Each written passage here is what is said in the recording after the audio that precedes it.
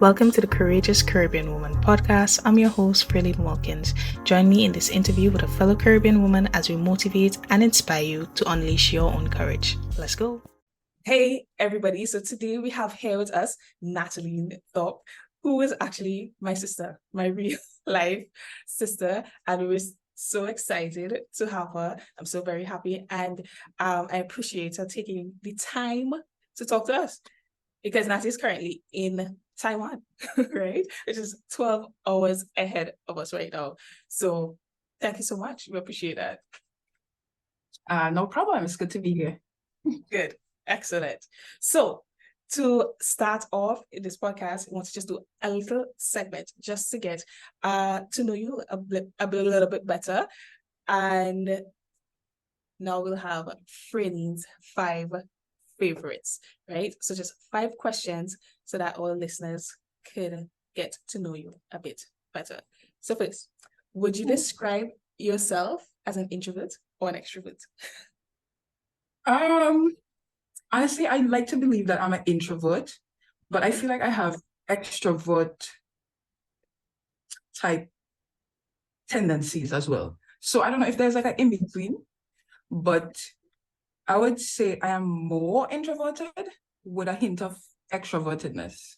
Yeah, if that makes I sense. feel you. Yeah, I feel you. Actually, well, some people call it ambivert, but some people don't even like that too, just because it's just like, okay, that just sounds like you don't want to pick. But I know exactly what you mean because I say that I'm an introvert, but it doesn't mean that I don't enjoy spending time with people. It also doesn't mean that I'm shy. Like I have good social skills. Well, Right? I think really I don't want to say I'm shy, but whatever. Mostly introverted, I would say, yeah. Okay, good stuff. Yeah. Same here. All right. What is it that you do during your downtime? Wow. I watch a lot of YouTube videos for sure. Yeah. Netflix and yeah, basically just videos. Okay. I read So, now and again. Like I read now and again. Like I would take like a month to read one book because I read like a couple of pages a week or whatever. But yeah, mostly I would watch videos, especially YouTube videos. okay. Crime. Good. All right. That was actually my next question. Is like if you were to kind of see your YouTube history, what would that look like? What would mostly be inside of there? True A crime lot stuff. of crime stuff. Yeah. Yeah. I'm a big fan of the crime stuff as well. Okay, great. And next question. Do you have siblings?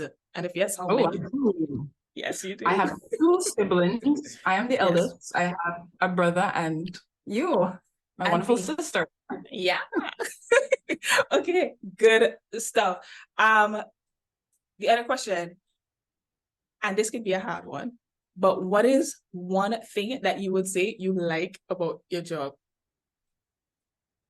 About my job now, I would say I love that the environment is not toxic. Okay. And it's super, super, super chill. I don't have to wake up early because I'm not a morning person. Yeah. So I don't have to wake up super early. And I teach. So yeah, the kids are great. Like I mean, you would have 1 or 2 like bad kids, yeah. But like generally, like overall, they're easy to manage. So the environment is super, super, super chill. Love that. Love that for me. Okay, that's fantastic. And yeah, that sounds good. Chill environment, because your environment matters. And of course, dealing with the actual students, that's great. And finally, if you had the power to go back to the past and change it, or you had the power to go to the future, or at least see your future, which one would you pick? Would you prefer to go to the past and change it, or see your future?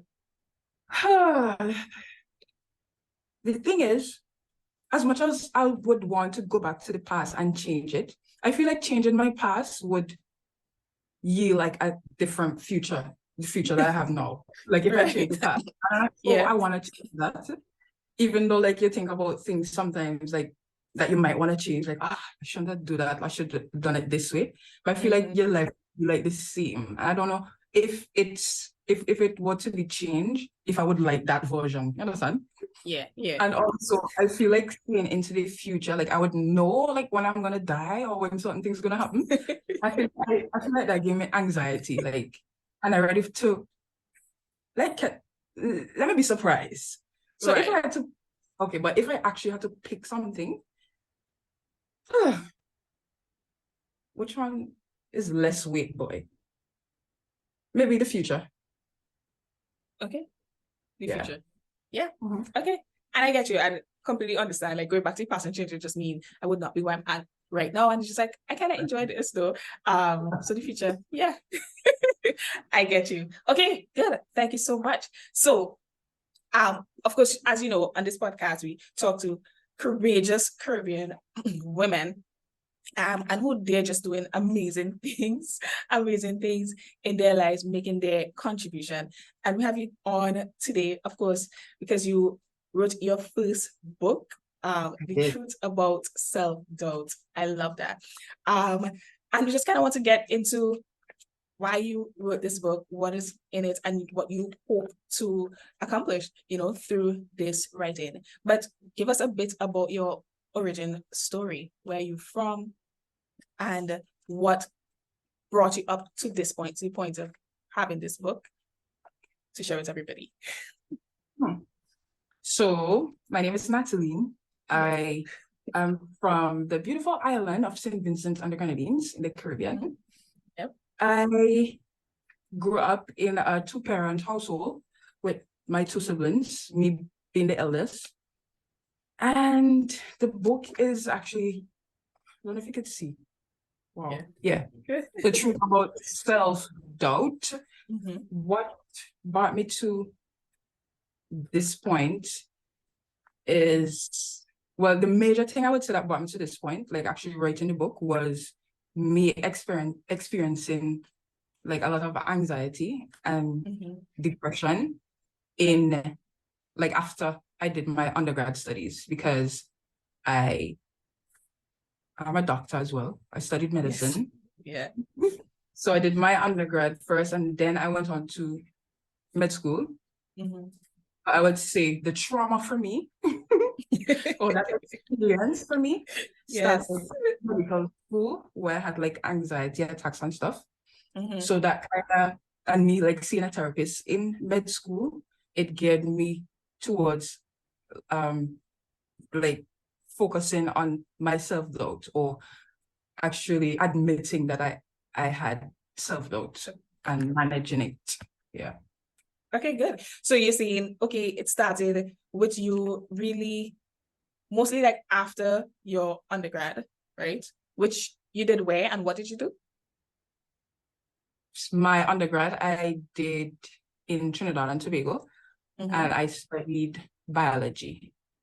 Right. Okay, yeah. So after you would have completed your biology degree and then you went on to med school, you said in med school, a lot of, well, you recognize that you're dealing with anxiety, right? And then you went on to see your therapist and you were able to unpack that. Okay, good. It's cool. So you mentioned therapy, and of course, obviously, I would be big on having a therapist and all of that. So yeah, what was your experience like? What would you say was the best part of therapy? Oh my God, I always tell people, anytime I get a chance to talk about me being in therapy, I do it. I just love that experience in therapy. I learned a lot about myself. And for me, the experience was fulfilling and smooth, because I think my therapist was easy to talk to. She was a good therapist. So it was a therapy that was provided by the school, and it was free as well. So I didn't have to pay. So that for me was like a plus. And the fact that he was because me as a Black girl living in a foreign country, Asia, my first thought was, would this person even understand me? Like the fact that she was a woman as well was a plus for me. But I'm like, would she understand me, like the culture difference and stuff? But the thing is, she's well traveled, and she also studied abroad. So for me, that was good. But the favorite part for me about therapy was finding out, like digging deep. At first, I was scared or like just nervous about digging deep because when people hear therapy, it's like, oh, you have to like go into like, these dark places and, it's like crying and just emotional and stuff.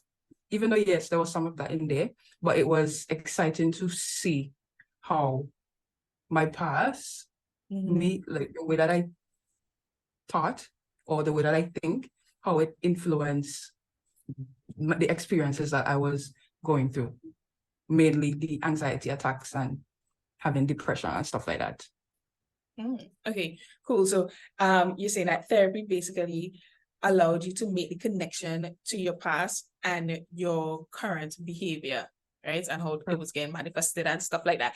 And I mean, that's great. I love that, right? And for you, what would you say was the biggest like insight that you got that sort of put you in a space where it's just like, okay, my life started to change now? Like, again, sorry.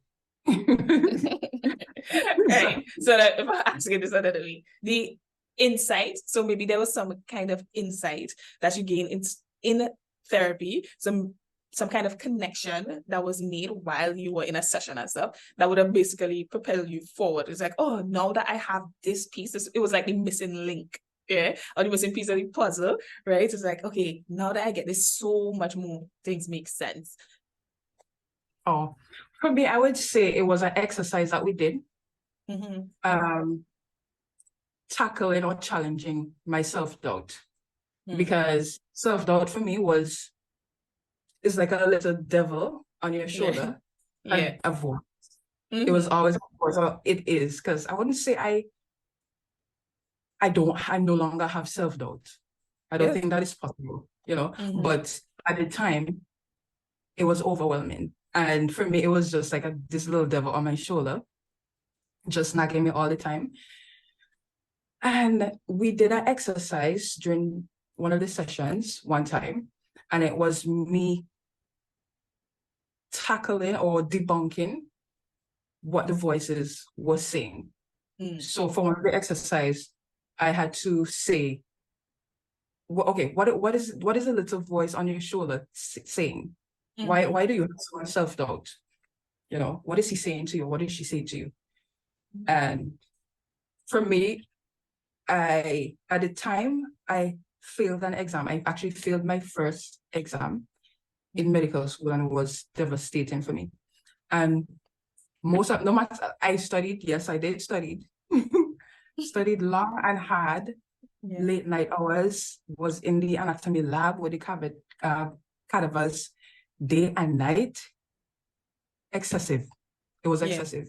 And I was disappointed that I actually failed the class. Yeah. So I just was depressed, had anxiety, and it's like to the point of wanting to give up, and was doubting myself the entire time. So with all of that going on, she used that experience to kind of bring out what's happening inside my brain. So what is in your head? Like, what is a little voice on your shoulder saying? Right. What's the doubt? For me, it was, you're not good enough, or you're not good enough to be a doctor. You're a failure, basically. And the exercise involved me now debunking what the little voice was telling me. So she was like, okay, do you believe that self-doubt? And for me, it was like, yeah, because I am a failure. I did fail my but after like going through the process and whatever, I learned that it's just a class. Me failing that one class did not define me, or does not define me, a total failure. I just failed one class, and I used that as a stepping stone to excel. So yeah. Yeah, I love that. Yeah, because you didn't have to identify as a failure because of that experience that you had.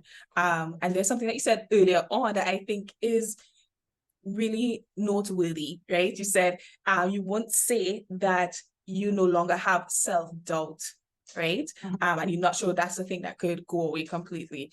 And I agree with that. And so I kind of want you to tell me, okay, so if it is that we have this thing that we're dealing with and it's not going to ever go away, how do you actually manage that now in a healthy way? And how would you encourage the listeners to manage their self-doubt in a healthy way? So for, like, if you're going through something and you're doubting yourself, yeah, I would say take a step back and process what is happening. So maybe you fail at something, maybe you started a business and you fail at it. Take a step back and look at ways that you can improve. Yeah. You can also seek out advice from people. Like, there isn't, like, you can never go wrong with asking for help. Yeah. And that is also something that I learned in my, well, when dealing with failure. Yeah. You can never go wrong asking for help. And you have to also be open to criticism. Right. Yeah. Right. Yeah. Be open to criticism. Be Well, open to criticism, of course. Right. Like getting that feedback, right? Getting that feedback from people. Yeah, I like that. So as you go through different experiences, maybe you fail or make a mistake and stuff, using those as teachers or learning experiences is what I am hearing from you. Okay, that's really good. That's amazing. So and you also mentioned asking for help, and that's really good. So who would you say you ask for help the most? Who do you turn to, and why? So wait, another thing to note also that something that really helped me was journaling as well. Yeah. So journaling for me was like a scapegoat. I am able to express what I'm going through, express my feelings, and I'm also able to look back every time I journal to see my progress and also to pinpoint things that trigger certain emotions. Right. So journaling is also very, very helpful. Yes, I'm a big fan of journaling myself. Sorry. Big fan. When it comes to advice, I mostly go to people who I trust and who I know have my best interests at heart. So like yourself, you are my personal you are my personal therapist, so I don't have to pay for time for. Right. Yes. And I also have like close friends that I also trust with the information that I share, and just those who are understanding. I mean, not everybody would understand what you're going through, even though they are your friends or they are your family. They might not necessarily understand or agree with the things that you're doing. All you have to do is find people that will understand, or open up to people that will understand. And in talking to them, you might find your answer. Yeah, I like that. And the reason why I ask, because sometimes when we ask for help, we don't always think about who to ask for help. And just, even being mindful or wise in terms of who it is I'm going to get this advice from. Like, you want to think about, okay, is this a person who I admire the way that they even think, right? And like you say, would they be understanding? And of course, you don't want to go to somebody who will just be a yes man, right? That's not what I'm saying. I was about to say that. You also have to be mindful about who, like, you wouldn't necessarily go to a friend or family member because they're going to tell you what you want to hear. Right. You have to be open to criticism, positive criticism, like healthy criticism. Yeah, for sure. Yeah, so you want to know that sure, the person could provide the compassion right? But of course, they could also hold you accountable, that kind of way. So yeah, love that. Okay, good. So we talk about courage, right? So what would you say is like the biggest challenge you've had to overcome in your life so far? Wow. Never thought about that before. The biggest challenge that I had to overcome. Yeah. Biggest, I know for me, like, biggest challenge. I'm not even sure. Okay. Or something that you did that would have required the most courage. Like you had to muster up so much courage. I would say failing, and like that's the one thing that keeps coming back to me. Failing an exam, like a whole course. Course, yeah. Failing an entire course was just depressing and for me it was devastating. Yeah. And in the class again, because you have to do the class to actually like complete all your credits in order to graduate. Right. And for me, that was just like embarrassing, and the fact that the students that are behind me, like I would be in the same class with them, like doing the course with them. So for me, it was just like an embarrassing feeling. But after going to therapy, and it actually made it wasn't. I was actually overthinking. Yeah. Okay. Yeah, it realized that I was actually overthinking, and I was harsh to myself and really hard on myself, because as much as it's not nice that other people are feeling with you, I wasn't the only one that failed the class. Yeah. As much as it's not like a nice thing, it was also comforting to know that I'm not the only one that's going through this. And it is indeed a difficult course. And people are generally understanding. So they understood that it was a difficult course, and it made it easier for me to actually cope and like deal with it and just go through. Get through it. Yeah, and I guess this is why, like this whole thing about, hey, oftentimes we are our own worst critic, right? Because you're saying they recognize the challenge in the course itself, and they are understanding, right? And would even be willing to give that helping hand. So even when you said going back into that class, going and being among the students who are a year behind you and stuff like that, and feeling embarrassed, I look at that as, hey, that would have definitely took courage, right? And it's just like your willingness to do the thing in spite of how you feel, in spite of the fear, in spite of the embarrassment, right? In spite of the uncertainty, you decided that's okay. I'm going to show up. I'm going to go to this class. I'm going to take this course again, and I'm going to just finish this program, right? So love that so much. So that's great. And you mentioned therapy as being one of the resources that you use. Are there any other resources that you use with regard to your mental health? I would say, well, okay, in therapy, I practice meditation. Okay. Journaling. Right. As well as I listen to music. That's my safe space. It has always been my safe space. Like, music, it's just life. Like, if you're not listening to music, what are you doing? What are you doing? Yes. Yes, I completely get that. And actually, it's surprising because I recognize that everybody isn't into music as much as we are, but we just happen to grow up in that kind of music space. So that Keenan, for instance, it would not, I guess, think about or relate to music in the same way that I do. But so that kind of surprised me. So yes, music is definitely big up there for me, and as well. Is there like a podcast or somebody or even a book that you find yourself recommending quite a bit that you think would also be helpful to people out there who are struggling with self-doubt? Of course, obviously, would recommend your book, right, which is such an excellent read.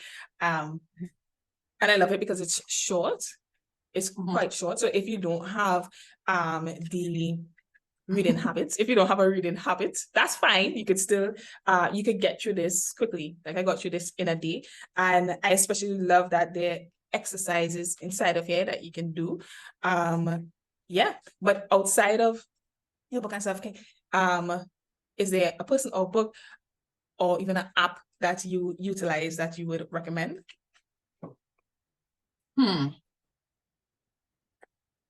Not necessarily. Well, I started reading a book. Remind me of the name. I told you about it. Why hasn't nobody told me this before? Dr. Julie's book. Yes, this is a really good book. I started reading it. That was after I wrote my book.